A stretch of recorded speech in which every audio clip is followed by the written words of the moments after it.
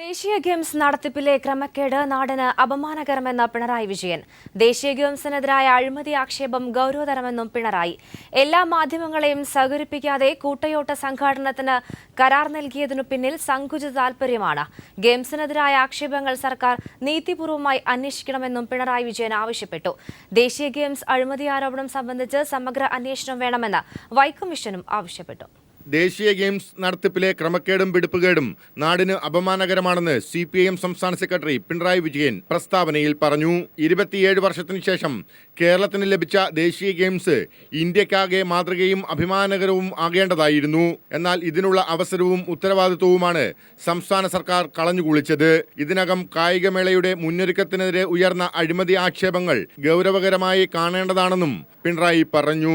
ഉയർന്ന ആക്ഷേപങ്ങളും അഴിമതികളെയും കുറിച്ച് സമഗ്ര അന്വേഷണം നടത്തണമെന്നും പിണറായി പ്രസ്താവനയിൽ ആവശ്യപ്പെട്ടു. പരാതി എഴുതി നൽകിയാൽ അന്വേഷിക്കാമെന്ന് പറയുന്ന മുഖ്യമന്ത്രി ഇക്കാര്യത്തിൽ എന്തന്വേഷണമാണ് ഉദ്ദേശിക്കുന്നതെന്ന് വ്യക്തമാക്കണം. അന്വേഷണം നിഷ്പക്ഷവും നീതിപൂർവവുമാകണമെന്നും പിണറായി ആവശ്യപ്പെട്ടു. കോമൺവെൽത്ത് ഗെയിംസിന്റെ അഴിമതിയെ കടത്തിവെട്ടും വിധം ഇവിടുത്തെ കായിക മാമാങ്കം മാറുമെന്ന ആശങ്ക മുൻ സ്പോർട്സ് മന്ത്രി KB ഗണേഷ് കുമാർ തന്നെ പ്രകടിപ്പിച്ചിരിക്കുകയാണ്. ഇതും ഗൗരവകരമായി കാണേണ്ട വസ്തുതയാണ്.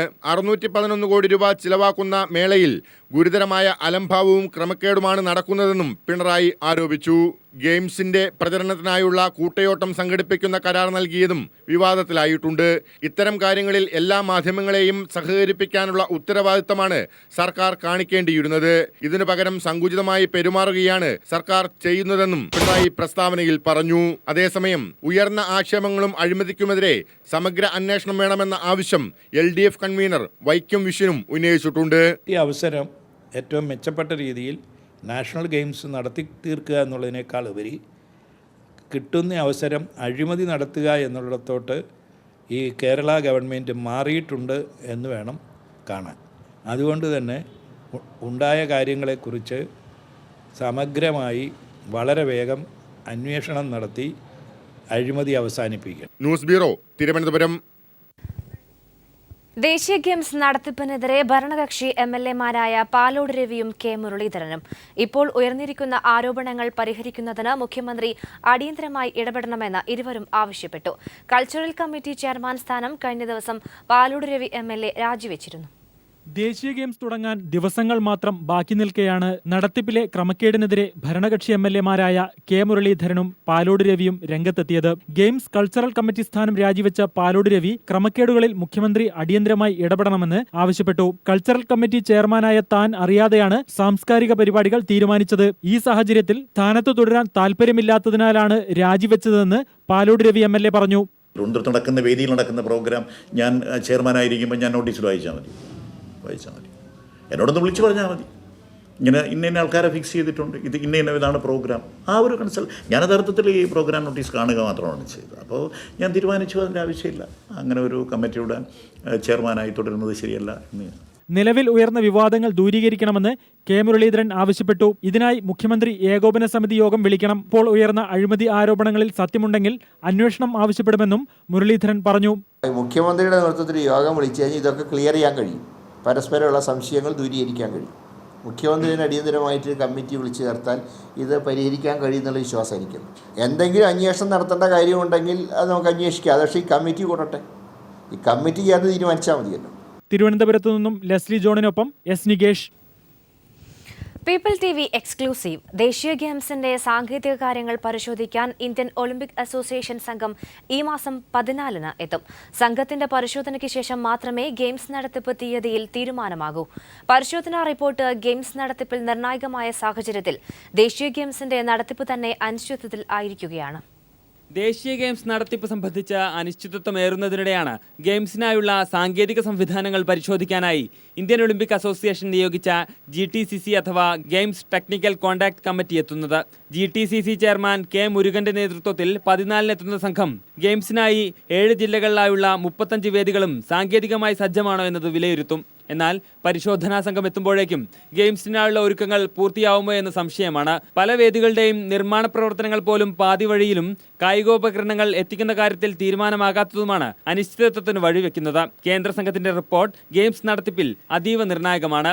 റിപ്പോർട്ടിന്റെ അടിസ്ഥാനത്തിലായിരിക്കും വിവിധ കായിക മത്സരങ്ങൾ നടത്താൻ ഇന്ത്യൻ ഒളിമ്പിക് അസോസിയേഷൻ അനുമതി നൽകുക. സാങ്കേതിക സൗകര്യങ്ങൾ ഉചിതമല്ലെന്നാണ് റിപ്പോർട്ടെങ്കിൽ അത് കായിക മത്സരങ്ങളുടെ നടത്തിപ്പിനെ ബാധിക്കും. 16-ന് ചേരുന്ന GTCC യോഗമാണ് റിപ്പോർട്ട് സംബന്ധിച്ച തീരുമാനമെടുക്കുക. വിവിധ കായിക ഇനങ്ങളുടെ ദേശീയ ഫെഡറേഷനുകളുടെ ഡയറക്ടർമാരാണ് GTCC സംഘത്തിലെ അംഗങ്ങൾ. ജിതിൻ ചന്ദ്രൻ, തിരുവനന്തപുരം. നാഷണൽ ഗെയിംസിന്റെ സാംസ്കാരിക സമിതിയിൽ നിന്നും രാജിവെച്ച പാലോട് രവി ഉന്നയിച്ച ആരോപണങ്ങൾ ഗൌരവമുള്ളതെന്ന് KPCC വക്താവ് പന്തളം സുധാകരൻ പറഞ്ഞു. പീപ്പിൾ ടിവിയുടെ ന്യൂസ് ആൻഡ് വ്യൂസിൽ പ്രതികരിക്കുകയായിരുന്നു അദ്ദേഹം. തീർച്ചയായിട്ടും. കാരണം ശ്രീ പാലോട് രവി MLA മാത്രമല്ലല്ലോ, അദ്ദേഹം കോൺഗ്രസിന്റെ സമുന്നതരായ നേതാക്കന്മാരിൽ ഒരാൾ കൂടിയാണ്. അപ്പൊ അദ്ദേഹം പറഞ്ഞ അഭിപ്രായം ഗൗരവമായി ഗവൺമെന്റ് സ്വീകരിക്കേണ്ടിയിരിക്കുന്നു. മാത്രമല്ല, ശ്രീ ശിവൻകുട്ടി പറഞ്ഞ ഞാൻ കേട്ടില്ല എങ്കിൽ പോലും ഒരു കാര്യം, ഇവിടെ ഇപ്പൊ ഈ കൗണ്ട് ഡൗണിനെ സംബന്ധിച്ച് പത്രങ്ങളിൽ വായിക്കുകയുണ്ടായി. സത്യത്തിൽ പത്രങ്ങളിൽ വായിച്ചല്ലല്ലോ പൊതുജനങ്ങൾ അറിയേണ്ടത്. കാരണം അതിനെക്കുറിച്ച് നേരിട്ട് പങ്കാളിത്തം വഹിക്കേണ്ട ഞങ്ങളെ പോലുള്ളവർ പോലും ഇത് പത്രങ്ങളിലൂടെ വായിച്ചറിയേണ്ട അവസ്ഥ വന്നതൊരു ഗതികേടാണ്. അതുപോലെ സംഘടന ഇതിന്റെ സംഘാടകരുടെ ഭാഗത്തു നിന്നുള്ള ഗുരുതരമായ വീഴ്ചയാണ് എന്ന് പറയാൻ ഞാൻ ആഗ്രഹിക്കുന്നു. എന്തായാലും ഞാൻ മനസ്സിലാക്കുന്നത് ഏതാനും ചില ഉദ്യോഗസ്ഥന്മാർ അവരുടെ ഉദ്യോഗസ്ഥന്മാരും അവരുടെ പിടിയാളികളായ ചിലരും കൂടി ചേർന്നുള്ള ഒരു പ്രയോഗമാണ് ഇപ്പോൾ ദേശീയ ഗെയിംസിന്റെ കാര്യത്തിൽ നടക്കുന്നത് ഞാൻ കരുതുന്നു. ഗവൺമെന്റിന്റെ പണമാണ്, ജനങ്ങളുടെ നികുതി പണത്തിൽ നിന്നും കോടിക്കണക്കിന് ഉറുപ്പിക ചെലവഴിച്ചുകൊണ്ട് കായിക രംഗത്തിന്റെ പ്രോത്സാഹനത്തിന് വേണ്ടി നാഷണൽ ഗെയിംസ് നടത്തുമ്പോൾ അതും ഏറ്റവും വലിയൊരു സ്വപ്നമാണ് ദേശീയ രംഗത്ത്, കായിക രംഗത്ത് ദേശീയ ഗെയിംസ് നടത്തുക എന്നുള്ളത്. അപ്പൊ അത് നടത്തി പരിചയമില്ലാത്തവരാണ് യഥാർത്ഥത്തിൽ ഇതിന് ചുക്കാൻ പിടിക്കുന്നത് എന്ന കാര്യത്തിൽ ഒരു സംശയമില്ല എന്നുള്ളതിന്റെ തെളിവാണ്. ഇതിന്റെ കൗണ്ട് ഡൗൺ പോലും ജനപങ്കാളിത്തമില്ലാതെ, ജനപ്രതിനിധികളില്ലാതെ ഏതോ ഒരു റൂമിൽ വെച്ച് നടത്തിയത് എന്നത് അങ്ങേയറ്റം ആക്ഷേപകരമായ കാര്യമാണെന്ന കാര്യത്തിൽ ഒരു സംശയമില്ല. തീർച്ചയായും ഗവൺമെന്റ്, മുഖ്യമന്ത്രി, സ്പോർട്സ് മന്ത്രി തിരുവഞ്ചൂർ രാധാകൃഷ്ണൻ ബഹുമിടുക്കനായ മന്ത്രിയാണല്ലോ, അദ്ദേഹമൊക്കെ തീർച്ചയായും ഇതിനെ ന്യായീകരിക്കാതെ ഇതിന്റെ നിജസ്ഥിതി മനസ്സിലാക്കിക്കൊണ്ട് കാര്യപ്രാപ്തിയോടുകൂടി, ജനപങ്കാളിത്തത്തോടുകൂടി, സ്പോർട്സ് താരങ്ങളുടെ പങ്കാളിത്തത്തോടുകൂടി ദേശീയ ഗെയിംസ് നടത്തി കേരളത്തിന് ഖ്യാതി ഉണ്ടാക്കാനുള്ള നടപടി സ്വീകരിക്കണമെന്ന് പറയാൻ ഞാൻ ആഗ്രഹിക്കുന്നു. നാഷണൽ ഗെയിംസിന്റെ സംഘാടനത്തിൽ പിഴവുണ്ടെന്ന് ഓർഗനൈസിംഗ് സെക്രട്ടറി PA ഹംസ പറഞ്ഞു. പീപ്പിളിന്റെ ന്യൂസ് ആൻഡ് വ്യൂസിൽ സംസാരിക്കുകയായിരുന്നു അദ്ദേഹം. അതിന്റെ കാര്യം അതല്ല, അങ്ങനെ രണ്ട് കാര്യം എന്ന് വെച്ചാൽ അതിന്റെ അടിസ്ഥാന സൗകര്യത്തിലാണ് ഞങ്ങൾക്കുള്ള വിയോജിപ്പുണ്ടായത്. അടിസ്ഥാന സൗകര്യങ്ങളിൽ നിന്ന് ഗ്രൗണ്ടും മറ്റേ എക്യുപ്മെന്റ്സിന്റെ കാര്യത്തിൽ മറ്റേ സ്റ്റേഡിയങ്ങൾ നിർമ്മാണത്തിലാണ് ഞങ്ങൾക്കുണ്ടായ വിഷമം. അത് 3 മാസം മുമ്പ് തീരേണ്ടതായിരുന്നു. എന്തുകൊണ്ട് ഇത് 3 മാസങ്ങൾക്ക് മുമ്പ് തീർന്നില്ല? ഇത് കാരണം ഇത് വളരെ വർഷങ്ങളായി തന്നെ സംഘാടനം നടന്നുകൊണ്ടിരിക്കുന്ന ഒരു കാര്യമാണ്. ചെറിയൊരു ഗെയിം അല്ല, നാഷണൽ ഗെയിംസ് ആണ്. നമുക്ക് സമയം നീട്ടിക്കിട്ടിയതാണ് പലപ്പോഴും. അങ്ങനെ ഉണ്ടായിരുന്ന ഒരു ഘട്ടത്തിൽ ഈ 3 മാസം മുമ്പ് തീരേണ്ടിയിരുന്ന കാര്യം ഇപ്പോഴും തീരാത്തത് എന്തുകൊണ്ട്? അത് ഞങ്ങൾ ചെറിയ ഇതിന്റെ ഭാഗപ്പെടുന്നെങ്കിൽ അടിസ്ഥാന സൗകര്യങ്ങൾ ഒരുക്കുന്നതിന് പകരം മറ്റുള്ള കാര്യങ്ങളിൽ അതിൽ കുറച്ച് കാര്യങ്ങൾ ശ്രദ്ധ പോയി. ഓർഗനൈസിംഗ് കമ്മിറ്റിയുടെ ശ്രദ്ധ അതിലേക്കാണ് പോയത്. അതിന്റെ സെക്രട്ടറിയാണ് താങ്കൾ. അപ്പൊ താങ്കളുടെ കൂടി സമിതിയുടെ കുഴപ്പമാണോ ഇത്? തീർച്ചയായും ഉത്തരവാദിത്വം ഞാനും ഏറ്റെടുക്കുന്നുണ്ട്, സംശയമില്ല. മാത്രമല്ല, ഇത് 3 പേരുള്ള ഒരു എഗ്രിമെന്റ് ആണ്. Indian Olympic association, Kerala Olympic association, government of Kerala തമ്മിലാണ് ഇത് നടത്തേണ്ട പാർട്ട്നേഴ്സ്. അപ്പൊ ഈ അടിസ്ഥാന സൗകര്യങ്ങൾ ഉണ്ടാക്കി തരേണ്ട ഉത്തരവാദിത്വം ഗവൺമെന്റ് ഓഫ് കേരളക്കാണ്. അത് ഗവൺമെന്റിനോട് ഞങ്ങൾ സമയാസമയത്ത് അത് ഞങ്ങൾ പറഞ്ഞുകൊണ്ടുണ്ടായിട്ടുണ്ടായിരുന്നു. ഈ ഇങ്ങനെയുള്ള ടെൻഷൻ വരുന്ന മനസ്സിലാക്കിക്കൊണ്ടാണ് ഗവൺമെന്റിനോട് കാലങ്ങളായിട്ട് ഞങ്ങൾ പറഞ്ഞുകൊണ്ടിരിക്കുന്നത് അടിസ്ഥാന സൗകര്യത്തിന്റെ എത്രയും പെട്ടെന്ന് തീർക്കണമെന്ന്. ആലപ്പുഴയിൽ പോലീസിനെ വെട്ടിച്ച് വേദി മാറ്റി ചുംബന സമരം. സദാചാര പോലീസിനെതിരെ ചുംബന സമരം നടത്താനെത്തിയവരെ അറസ്റ്റ് ചെയ്ത് നീക്കിയതിനു പിന്നാലെയാണ് കിടങ്ങാംപറമ്പ് ക്ഷേത്രത്തിന് മുൻപിൽ ചുംബന സമരം നടന്നത്. 10 ചുംബന സമരക്കാരെ പോലീസ് അറസ്റ്റ് ചെയ്ത് നീക്കി. കോഴിക്കോട്ടും തിരുവനന്തപുരത്തും ചുംബന സമരക്കാർക്കെതിരെ വിവിധ സംഘടനകൾ രംഗത്ത് വന്ന സാഹചര്യത്തിലാണ് ആലപ്പുഴയിലും ഇത്തരം സംഭവം ആവർത്തിക്കാതിരിക്കാൻ ജില്ലാ ഭരണകൂടം കനത്ത ജാഗ്രത പാലിച്ചത്. രാവിലെ മുതൽ തന്നെ ആലപ്പുഴ ബീച്ചിലേക്കുള്ള വാഹനങ്ങൾ കർശന പരിശോധനകൾക്ക് ശേഷം മാത്രമാണ് കടത്തിവിട്ടത്. ആലപ്പുഴ ബീച്ചും പരിസരവും പോലീസ് നിയന്ത്രണത്തിലായി. ഉച്ചയ്ക്ക് 12 മണി മുതൽ തങ്ങളുടെ പരിപാടികൾ ആരംഭിക്കുമെന്ന് ചുംബന സമരക്കാർ ആദ്യം അറിയിച്ചുവെങ്കിലും പോലീസ് നിയന്ത്രണം കർശനമാക്കിയതോടെ ഇത് 3 മണിയിലേക്ക് മാറ്റിയതായി സംഘാടകർ അറിയിച്ചു. അതിനു മുൻപ് തന്നെ ചുംബന സമരക്കാരെ പോലീസ് അറസ്റ്റ് ചെയ്ത് നീക്കിയെന്ന വാർത്തകൾ പുറത്തുവന്നു. ഇതിനുശേഷം ശിവസേന പ്രവർത്തകർ പോലീസിനെ അനുകൂലിച്ചും സമരക്കാർക്കെതിരെയും മുദ്രാവാക്യം വിളിച്ച് രംഗത്ത് വന്നു. ഇവരെയും പോലീസ് നീക്കം ചെയ്യുകയായിരുന്നു. പിന്നീട് ആലപ്പുഴ ബീച്ച് പോലീസിന്റെ പൂർണ്ണ നിയന്ത്രണത്തിന് കീഴിലായി. ഇതിനിടയിൽ ആലപ്പുഴ ബീച്ചിലെത്താൻ കഴിയാത്ത സമരക്കാർ ബീച്ചിൽ നിന്നും 2 കിലോമീറ്റർ അകലെയുള്ള ക്ഷേത്ര മൈതാനിയിൽ ചുംബന സമരം നടത്താൻ ശ്രമിച്ചുവെങ്കിലും ഇവരെയും പോലീസ് കസ്റ്റഡിയിലെടുത്ത് നീക്കം ചെയ്തു. Shajahan, news bureau, Alappuzha. കേന്ദ്രമന്ത്രി സ്ഥാനം വാഗ്ദാനം ചെയ്ത് തന്നെ ആരും സമീപിച്ചിട്ടില്ലെന്ന് സുരേഷ് ഗോപി. സമീപിച്ചാൽ ഒഴിഞ്ഞുമാറില്ലെന്നും സുരേഷ് ഗോപി കണ്ണൂരിൽ പറഞ്ഞു. എൻ്റെ അടുത്ത് സ്റ്റേറ്റ് ഘടകം ഇതുവരെ ഒന്നും പറഞ്ഞിട്ടില്ല. എൻ്റെ അടുത്ത് സെൻട്രൽ ഘടകവും ഒന്നും പറഞ്ഞിട്ടില്ല. ഞാൻ അങ്ങനെ അവൈലബിൾ അല്ല എന്നാണ് ആദ്യം ഞാൻ പറഞ്ഞതെങ്കിലും ഓഗസ്റ്റ് 2 എൻ്റെ ജീവിതത്തിൽ ഒരു വലിയ പരിവർത്തനത്തിൻ്റെ ദിനമാണ്. അത് ഈ സാധാരണ രാഷ്ട്രീയ കളിക്കിടയ്ക്ക് നടക്കുന്ന ഒരു കോലം കത്തിക്കലല്ല. എൻ്റെ ഹൃദയം പൊള്ളിച്ചു. അത് എനിക്ക് തീരെ സഹിക്കാൻ പറ്റിയിട്ടില്ല. ഇല്ല എനിക്കും വേണം ഒരു പിടി. റബ്ബർ ഇറക്കുമതി നയം പുനഃപരിശോധിക്കണമെന്ന ഇടത് എംപിമാർ. ആവശ്യം ഉന്നയിച്ച് ഇടത് എംപിമാർ പ്രധാനമന്ത്രിയെ കാണും. ഈ മാസം 15 മുൻപ് പ്രധാനമന്ത്രിക്ക് കത്ത് നൽകുമെന്നും എംപിമാർ. തിരുവനന്തപുരത്ത് ചേർന്ന ഇടത് എംപിമാരുടെ യോഗത്തിലാണ് തീരുമാനം. LDF കൺവീനർ വൈക്കം വിശ്വന്റെ നേതൃത്വത്തിലാണ് എംപിമാർ പ്രധാനമന്ത്രിയെ കാണുക. ഈ യോഗത്തിൽ വെച്ച് റബ്ബർ കൃഷിക്കാരൻ നേരിടുന്ന വസ്തുതകൾ വിശദീകരിച്ചുകൊണ്ട് ഒരു നിവേദനം പ്രധാനമന്ത്രിക്ക് നൽകുന്നതിന് തീരുമാനിച്ചിട്ടുണ്ട്. റബ്ബറിൻ്റെ വിലയിടിവിനാധാരമായ ഇറക്കുമതി നയത്തിൽ അടിസ്ഥാനപരമായ മാറ്റം വരുത്തണം. ആസിയൻ കരാറനുസരിച്ച് ഇവിടെ റബ്ബർ ഇറക്കുമതി ചെയ്യുമ്പോൾ ആഭ്യന്തര ഉൽപ്പാദനത്തിനോട് ബന്ധപ്പെട്ട് ഉള്ള ഒരു നയമായിരിക്കണം രൂപീകരിക്കേണ്ടത്. സെൻസിറ്റീവ് ലിസ്റ്റിൽ ഈ റബ്ബർ ഉൾപ്പെടുത്തണം. മറ്റ് നാണ്യവിളകളുടെ കാര്യത്തിലും വരുന്ന ഭീഷണിയെ നേരിടാൻ കഴിയുന്ന സാഹചര്യം ഉണ്ടാകണം. ഈ ആവശ്യങ്ങൾ ഉന്നയിച്ചുകൊണ്ടാണ് നിവേദനം നൽകുന്നത്. ഗർവാപ്പസിക്കെതിരെ സീറോ മലബാർ സഭ major archbishop Mar Joseph പൗവത്തിൽ.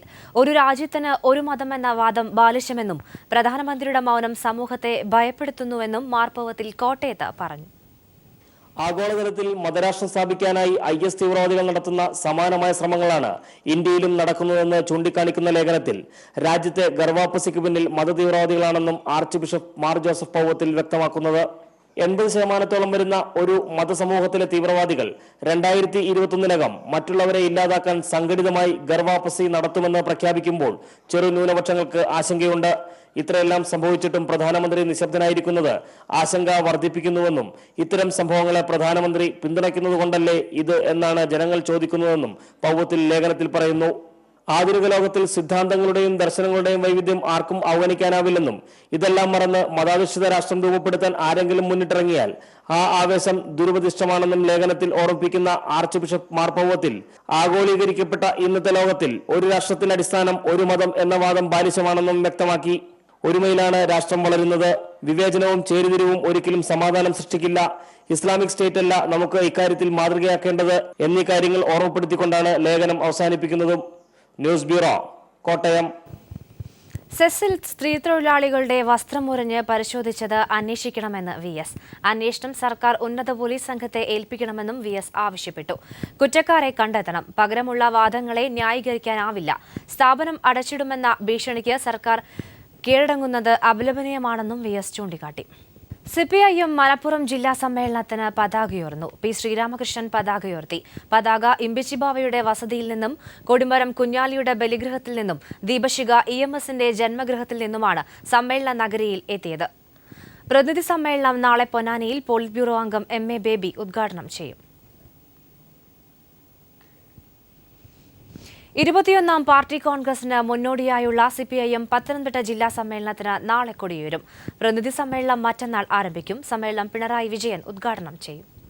21ാം party കോൺഗ്രസിന് മുന്നോടിയായുള്ള CPIM പത്തനംതിട്ട ജില്ലാ സമ്മേളനത്തിന് നാളെ തുടക്കമാവുകയാണ്.